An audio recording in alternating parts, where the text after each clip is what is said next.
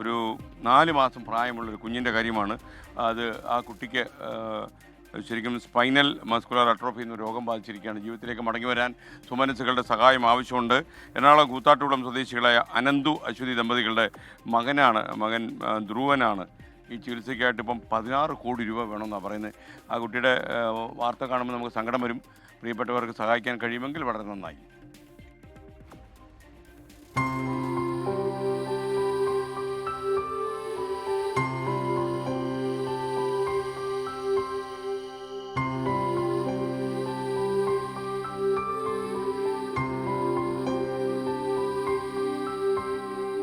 ജനിച്ച് 4 മാസമായതേയുള്ളൂ. ജീവൻ നിലനിർത്താൻ പൊരുതുകയാണ് കുഞ്ഞു ധ്രുവാൻ.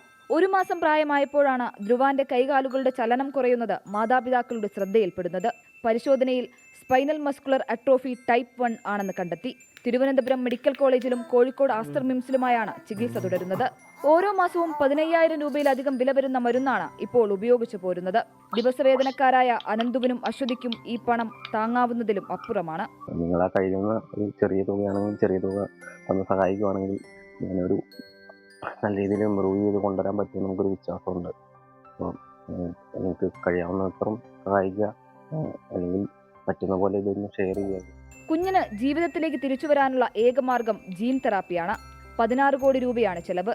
ധ്രുവാന്റെയും മാതാപിതാക്കളുടെയും അവസ്ഥ മനസ്സിലാക്കിയ നാട്ടുകാരും ജനപ്രതിനിധികളും ഇടപെട്ട് സഹായ കമ്മിറ്റി രൂപീകരിച്ചു. 24ന്റെ മില്യൺ മലയാളി ക്ലബ്ബ് ആപ്പിലും നാട്ടുകാർ സഹായം അഭ്യർത്ഥിച്ചുകൊണ്ട് സന്ദേശങ്ങൾ ഷെയർ ചെയ്തു.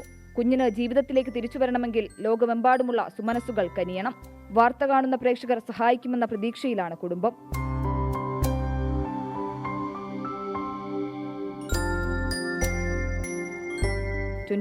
കൊച്ചി.